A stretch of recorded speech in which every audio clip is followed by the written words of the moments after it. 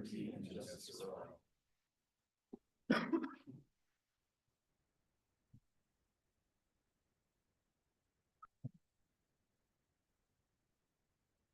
Our dear Father in heaven, we are grateful together this evening. We are grateful for the organization of our city and pray that we may be mindful of the needs of our community as we consider things this evening. We are grateful for our residents here and for the many amenities that we enjoy. We are grateful for our law enforcement that protect and watch over us. And we again seek thy help this evening as we make some decisions, and we offer this prayer in the name of Jesus Christ. Amen. Thank you. Thank you, Councilmember Swap and Councilmember Call. We'll move on to item 3, our public presentation. Residents attending this meeting will be allotted 2 minutes to express a concern or ask a question about any issue that is not on the agenda. No action can or will be taken on any issues presented. Is there anyone that would like to come forward at this time?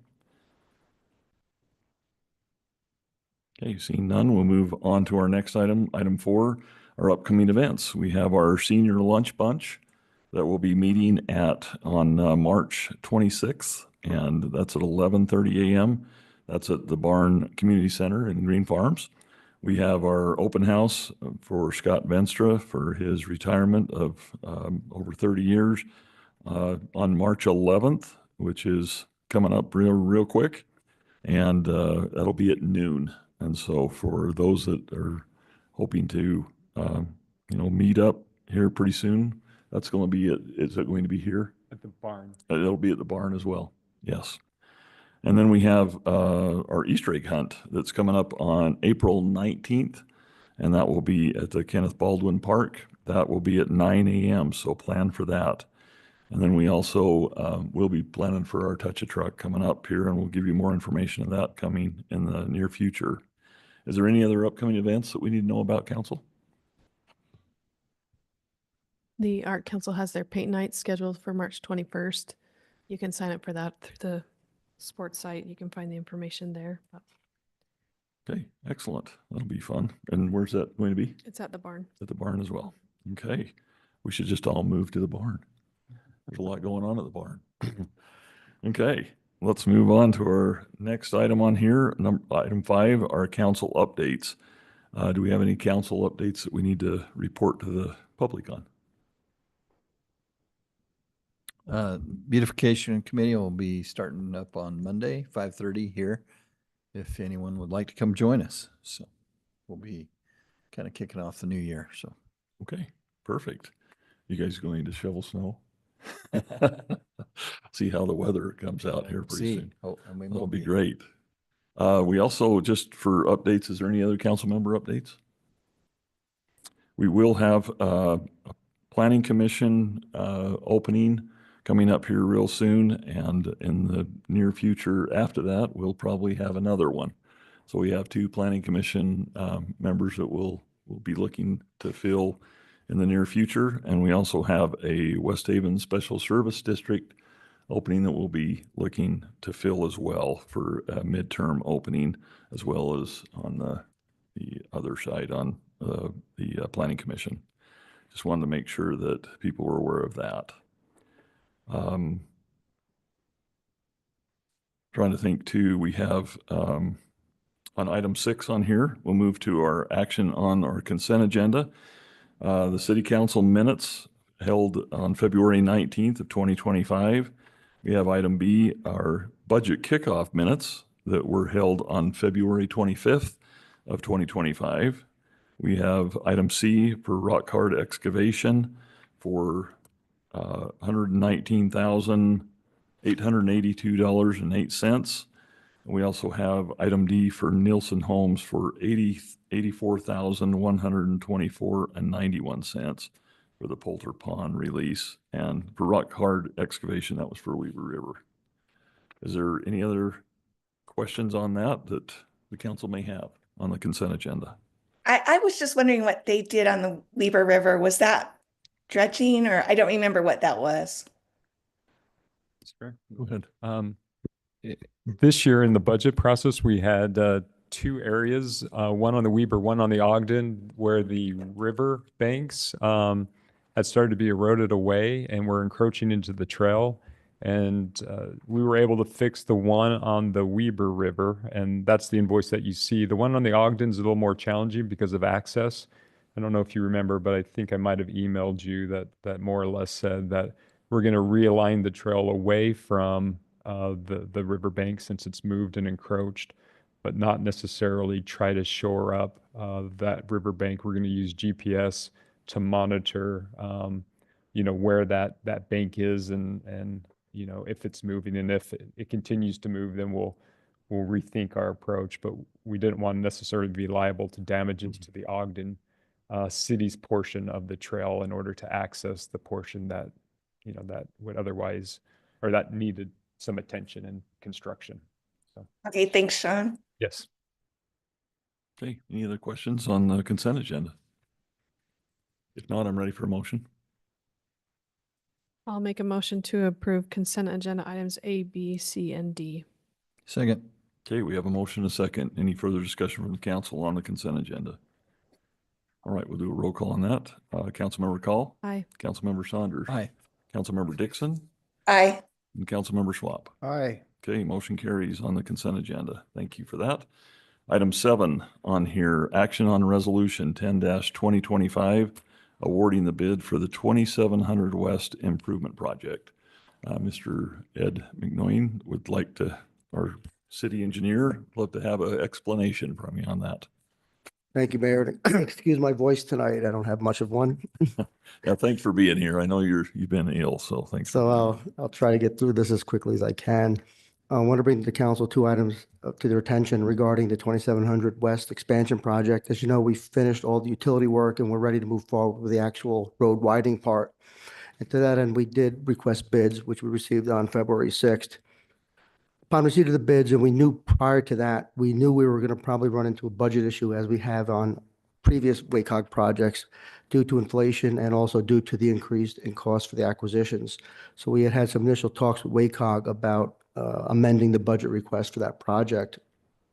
They suggested we get the bids in, see what numbers we actually needed, and then get back to them, which we did. So try not to put the cart before the horse, but we did make a funding request that was included in the staff report to WACOG. That was in the amount of $718,385, which would also require a $179,597 match on the city's part. This is similar to what we did on 3300 South when we had the same situation come up. WACOG had mentioned us that there has been some outstanding monies that were awarded to UDOT at one point for a Midland Road project that has never been programmed, and they thought they could use that money towards our funding. And as of this afternoon, I got verbal approval that the committee has favorably recommended to approve our grant request as we had submitted it. So we don't have the actual contract language, and so I would probably ask the council not take action on approving an amendment request till we actually get the contract amendment in. But we did get the bids in on, like I said, on February 6th. We had 5 bidders, and the low bidder was Staker Parsons. And the bid amount was $1,413,647.50. You may or may not be aware, but Staker Parsons has completed a lot of successful projects for the city, including the 3300 South project. They've done phase 3 of 2550. Working on Windsor Park, we've had a very good relationship with them.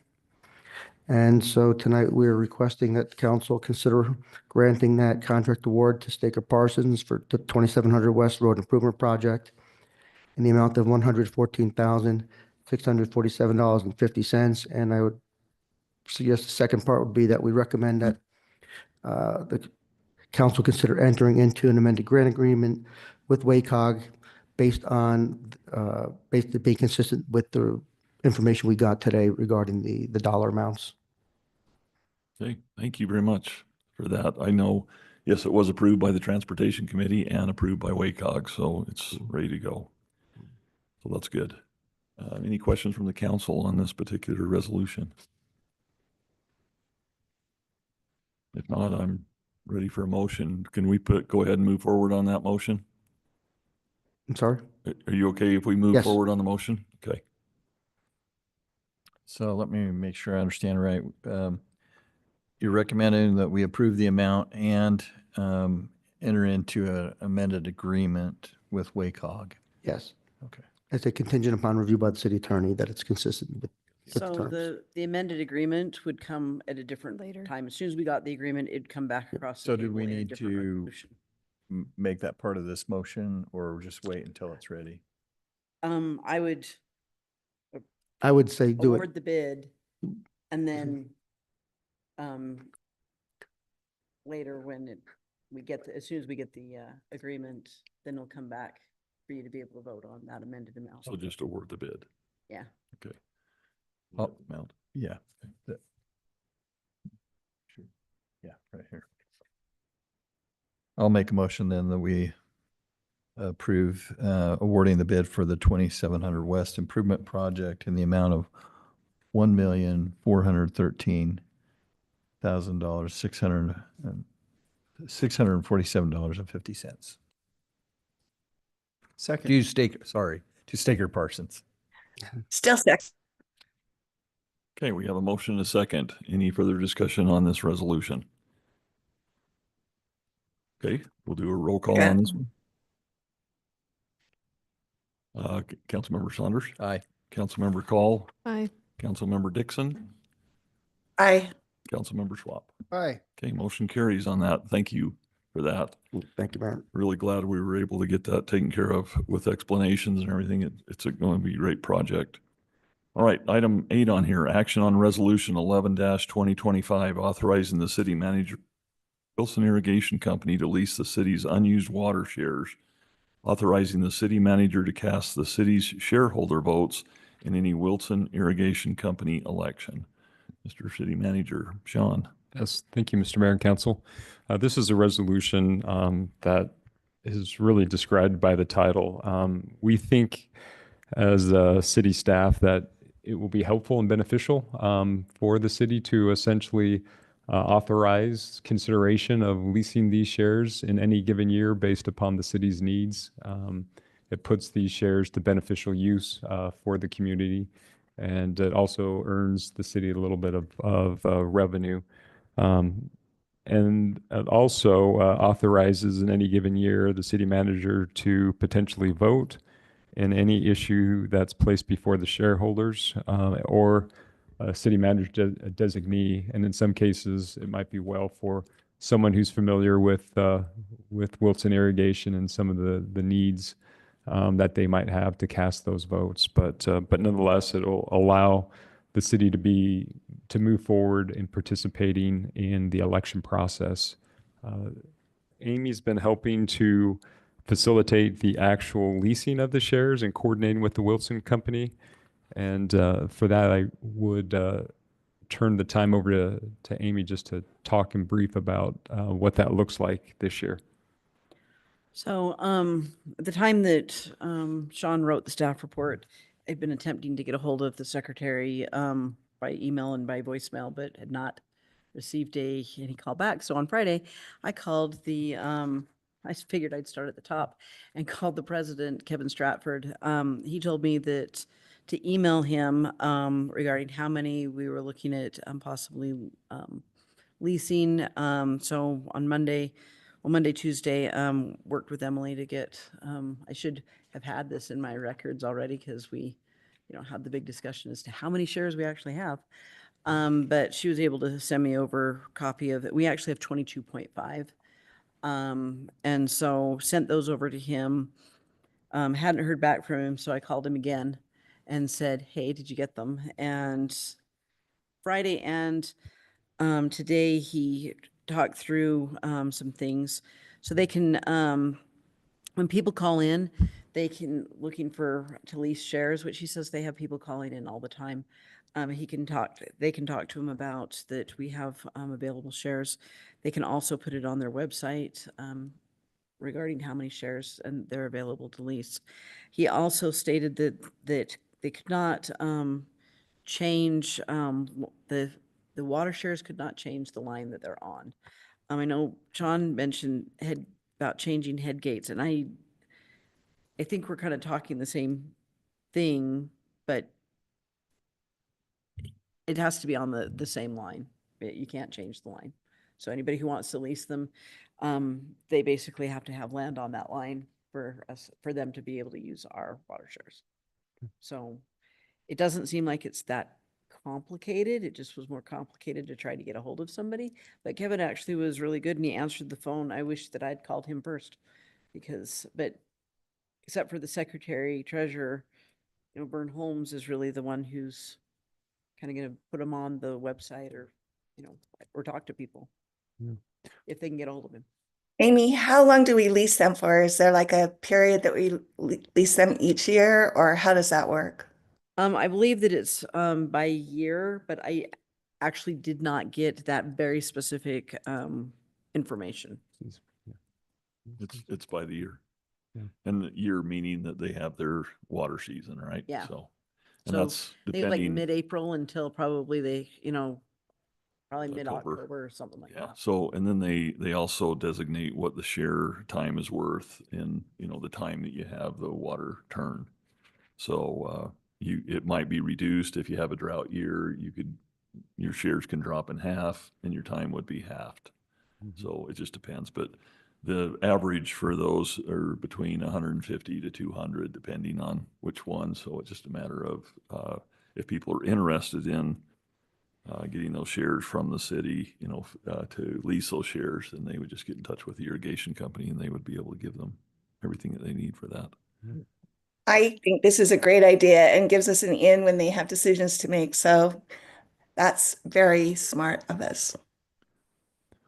Mr. Mayor, Yes. just add one more thing. The mayor in the conversation that I had a good idea, which is potentially not to hold back a couple of shares just for unexpected use that might occur or the ability or the requirement to turn over a share. So we may not lease the whole 22.5 shares. And I felt like there was some wisdom in potentially having a little bit of options and flexibility for unexpected issues that might arise. Well, thank you. I appreciate that. I think the main purpose is if for some reason the city has a project that comes up, we don't know if we do sometimes, but that water would be tied up. So we wouldn't have access to that water if someone's leasing that water. So in all fairness, it might be good to look at, just doing 20 water shares or something like that, see how it goes this year. If we end up, leasing them all, then we can look at what we have in projects and get a little more detailed with that and make sure that we get maximum amount if that's the case, if there's an opportunity to do so. I don't know what this is going to bring or how many people will be leasing, but anytime you have a water year that might be minimized a little bit, and looks like this year we may be okay, but you never know until spring hits. But this is, I think, a great thing to make sure that we are utilizing every asset the city can for some kind of revenue that will help the citizens. Is there any other questions on this? Is there a potential for a leasee to ask for a term greater than 1 year? I think I don't know that for sure. I would guess that they probably do it yearly, just for control of it. Yearly? Yeah. Okay. Excellent. Any other questions? If not, I'm ready for a motion. I'll make a motion to adopt Resolution 11-2025, authorizing the city manager to work with Wilson Irrigation Company to lease the city's unused water shares, and also authorizing the city manager to cast the city's shareholder votes in any Wilson Irrigation Company election. Second. Okay, we have a motion and a second. Any further discussion on this resolution? Okay, we'll do a roll call on this. Councilmember Call, Aye. Councilmember Schwab, Aye. Councilmember Dixon, Aye. and Councilmember Saunders. Aye. Okay, motion carries. Thanks again for your work on this. Our legal counsel working on this as well. All right, item 9 was discussion of any continuation of our agenda items not previously discussed or otherwise completed in the 5 o'clock work session. And I think we just had the rental fees of the Barn Community Center. Do we want to start with that? Yes. That'd be okay? Okay, yes, thank you, Mayor and Council. I put together a staff report that looked at different fees in the vicinity of what community space is being rented out for. And it ranged from $68 to $75, I believe, for residents. Thank you. And well, it was $68 was the average. And for non-residents, it was $135, close to $136 an hour, with the cleaning deposit on average being $266. And based upon those averages, I put a range of what the council might want to consider increasing the rates to. In saying that, I do think there's a couple things to consider.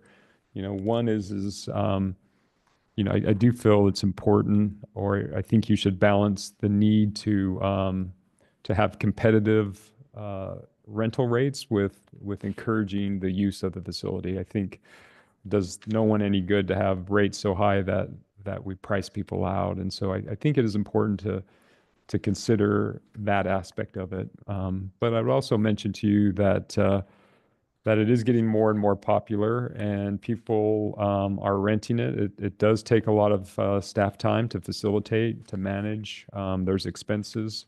It's new now, but it will age, and we'll need to reinvest and to keep that facility in great shape. So it's not listed, as you know, for any action tonight, but just for your consideration and the way that we would put this before you to be acted upon is in the form of a resolution. So if there's some kind of thoughts about considering increasing it, that would be terrific. I would tell you some of the challenges that the city staff is facing is, because we have a resident and a non-resident fee, the public is works towards trying to rent it at the resident rate. And so in that case, they will look for a resident and essentially almost be a co-applicant on the application to rent the facility, so it's cheaper for them. And so one of the things that we want to do going forward administratively is just to make sure that there's one contact, and that contact is a verified West Haven resident, and that person is paying paying those fees, and the deposit is being returned to that individual. And Emily, correct me if I'm misspeaking, because Emily is very involved in the process and helping to manage the system. Is that? Yeah, that's Okay. accurate. So the other thing that I would also mention to you for your consideration that's different and that we've learned as we've progressed in making this available to the public is that individuals are renting this for significant life events like a wedding. And in some cases, they want to be able to see the facility before they either commit to rent it or and so generally what they want to see and they want to see the space, and understand if it would work for their event. And there's why we've put a lot of aids online. I think for a lot of people, they struggle without actually being physically in the space. And typically we haven't, or at least so far, we haven't opened it up to provide viewings. We're not staffed for that. That's something really beyond what was, I think, contemplated when we created this opportunity for the community. But the way that we would propose accommodating that request is essentially allow them to rent it for 45 minutes. So the rental hours does not start until 9 a.m. and it goes to 9 p.m. And so from 8 o'clock until 8:45, we would make that available for people to come in, essentially pay a fee. What we would propose is $25, allow them to go into the space and view the space and look at the amenities and make sure that the facility would work well for them. We feel like it's important to have a fee just to have the request at a reasonable and manageable amount for city staff. And there's still time involved in coordinating with them, either through the phone and programming the fee. And for all those reasons, we feel like that's a reasonable rate. I would just reiterate that it is if you look at I mean, we're looking at community spaces and comparing to, but if you look at private venues, we feel like we're much cheaper, and, we've gotten feedback saying as much, from people who typically use and rent venues out for weddings. So I do think, the community appreciates and values this opportunity. And what's being proposed is hopefully going to help, you know, help them be able to plan their venue or their event better. So I think really, what's to be contemplated is just increasing the fees. How do you feel about it? And how do you feel about putting into play that concept of allowing them to view the event and venue, or view the venue ahead of actually renting it with that suggested fee? Questions from the council? Do we have any data from like a wedding, for example, how many hours in a single day they've rented? I mean, is it around 5, 6? Yeah, on average, it's 4.8 hours. When you look at all of the venues for weddings, it's usually typically the entire day is what we've seen. I was thinking about that. I mean, they probably want to come and set up and decorate in the morning and come back later kind of thing. To that point, do we want to offer like a day rate? Say $750 for the entire day and then $250 deposit. So they put $1,000 down, and that way they have family come set up and it's more comfortable for them. Give them a little discount for renting the whole day.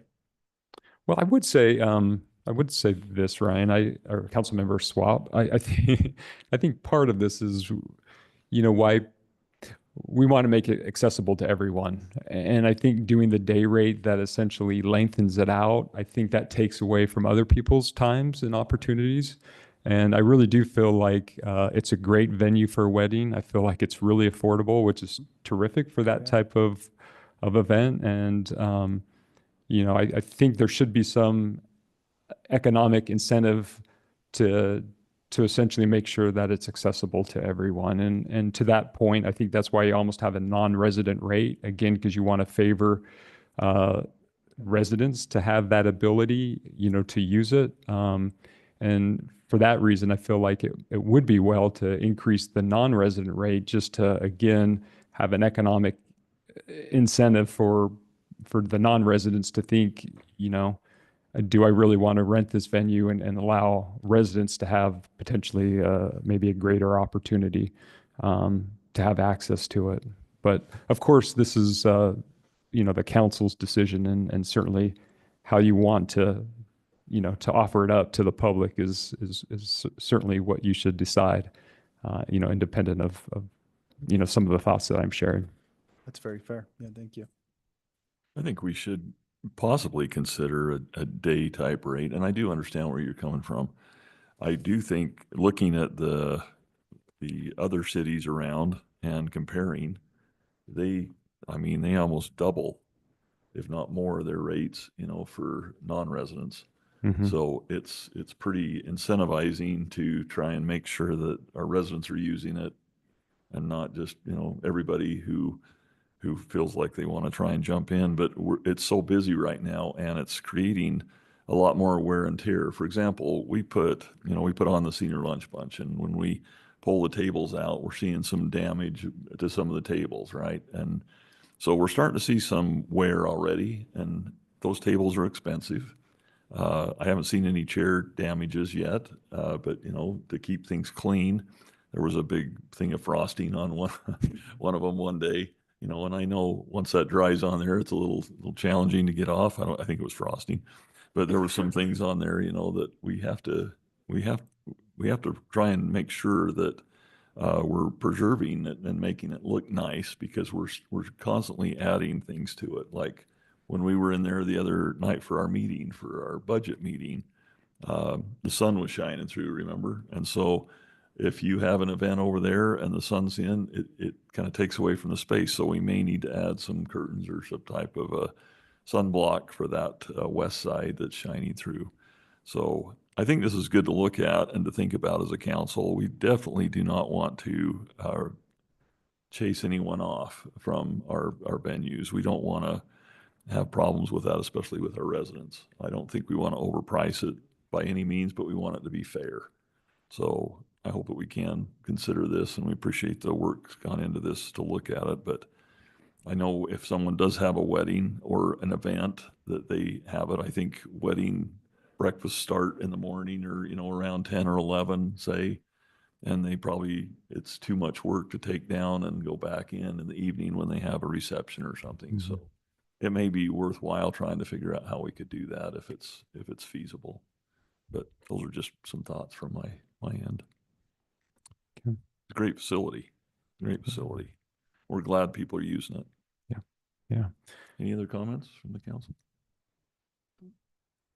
I was just gonna say that they actually installed window treatments today. Oh, perfect. Oh, excellent. That's fantastic. Yeah. Okay. S- Anything else? There's no action on this, but Do we want to come up with a recommendation on a rate, or are you suggesting a particular rate on the increase, or? 75 and 100? Yeah, what I would do is I'll just propose and put together the resolution with those rates, and you can change them as a council collectively in your deliberations, and then take action on it. Does that sound like a good approach? Fantastic approach. Okay, we'll get it done. Councilmember Swap's giddy about it. That's right. That's right. it makes me nervous having him that far away being that giddy. It's probably a good thing. And then do we want to add a day rate? Do you think we want to add a day rate in? Or do we want to avoid that? Any thoughts? I mean, while you're putting the resolution together, do we want to? I can add a blank in there, and I will, Christina's done a great job of tracking usage and putting statistics together. I could even ask her to show how many times it's been someone's rented it for the day, and you could consider that in your deliberations. Very good. Do we have any like nonprofit or Scouts, Girl Scouts, any of that kind of like interest in that facility?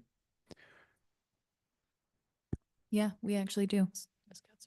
Do we offer a discounted rate for those types of groups? No, not unless it's the community room, because it's not specifically outlined within our fee schedule. Okay. Something just maybe to think about. Okay. Yeah.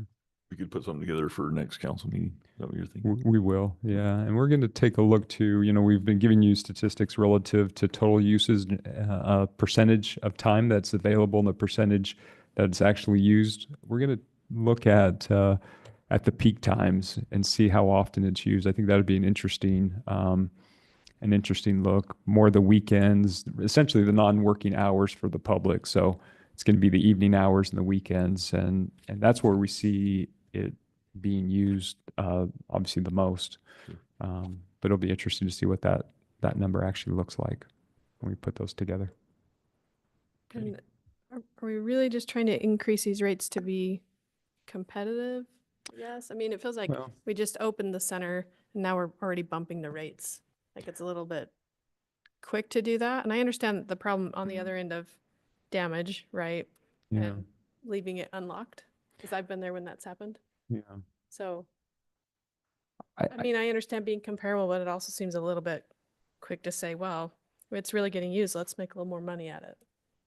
Well, and I don't think it's necessarily, it was never created or contemplated to be a revenue generating Correct. facility. And I agree with what you're saying. And to the point, one of those principles that you need to contemplate in setting these rates is making sure that it's accessible to people.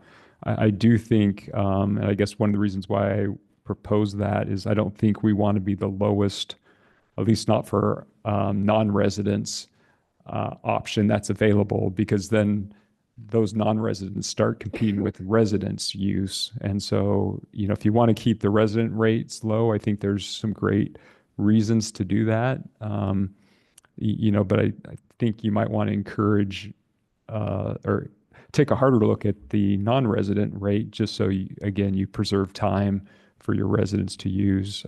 I do think, to the mayor's point, it is getting used. It's getting used a lot, and the city will need to continue to invest and maintain it. And, you know, for example, I think we need to probably stain the barn doors. You know, people like it for a lot of different reasons, but it's new and it's nice, it's well maintained, it's kept up. And I think we owe it to the public to continue to keep up on that and make it a venue that people will continue to want to use. But And one other thing too is that we want to add to it, right? So we have a wonderful patio out there with the garage doors that lift up, and we wanted to put some nice furniture or, you know, something that people could use to utilize the outdoor side of it, because, I mean, what good is it if you can't go out and do anything there? So I think those are some things that we want to try and add Yeah. to as well. And as we add more people will probably want to use it for those types of things. But Yeah. I think the worst thing we could probably do is just overprice it. But like to Sean's point, it is, we're having a lot of non-residents who want to rent it for certain venues, and we don't want to be the low price that knocks everybody else back. So I hope that as we look at it, we can come up with some fair numbers, and we open it at a lower rate so that we'd see what the usage is. I think that was the intent. Yeah, I would also say, you know, that we talked about in our budget kickoff meeting, potentially some additional investment to create some storage space to actually store that outdoor furniture, for example. So I think there's, you know, the city's invested a lot. We had a great partner in Nilsson Homes who invested a lot too. And I feel like there's still some additional investments that are needed to, you know, to help it realize its full functionality. And so having a little bit of revenue also would help in that realm. You know, right now, I think based on, you know, what we're seeing right now, I think it's going to essentially bring in anywhere from $7,000 to $8,000 to $9,000, you know, monthly in rental revenue, which can help us, you know, recoup some of the costs that we've already incurred and help save up for future. I even thought about potentially putting it in its own like revenue fund, and sort of track, you know, the expenses and the use. And then you have essentially, as you build up, you know, money within that fund, then you have money to, you know, to make upgrades or to maintain it. And so that's a thought too. I mean, it does add up, you know, over time. We got to keep that big silo full of grain. That's the big thing. Yeah. We got to keep adding to the grain bin. Anyway, anything else from the council on that? Just on that, one of the proposals that you had discussed was making the kind of the red shed area more of a storage, correct? Correct. Is that where you would store the outdoor furniture? I think so. If we really wanted to have outdoor furniture, there's not room in the facility to do that, and it would be seasonal, right? So that would be the perfect location to, you know, to store that, you know, that type of furniture. In addition to, you know, we talked about trying to make it available for city events and to use it to its full utility by having the ability to store off-site items for the Arts Council or other city programs. I agree that we probably need to raise the rate on it for maintenance. I do see Councilmember Call's concern that it does look like we're just immediately raising the rates. I wonder if we could maybe tie that to the budget year so we have a justification for, you know, we've now seen it for part of the year, and then we can start it with the new budget year, the increase as just a natural point to where we would increase it. Yeah. If that makes sense. We could adopt it, and you can make it effective at a certain date in the future, if you'd like to go that approach too. Well, and we, of course, honor all the ones that have reservations Right. at this point, right? So, Yeah. Okay. Anything else? Okay, we have one remaining thing on the agenda. I just do want to make sure that everyone knows that if you want to come over and learn about the The Legend of Rock, Paper, and Scissors. I will be reading to the elementary kids over at West Haven. So if you're really excited about that, please be there at 9 o'clock. We're on giddy. Friday morning. Because you're going to be confused if you don't know about rock, paper, scissors. All right, last item on the agenda is item 10 for adjournment. So moved. Second. Okay, we got a motion and a second. All in favor, say aye. Aye. Any opposed? Okay, we are adjourned. Thank you, everyone, for being here.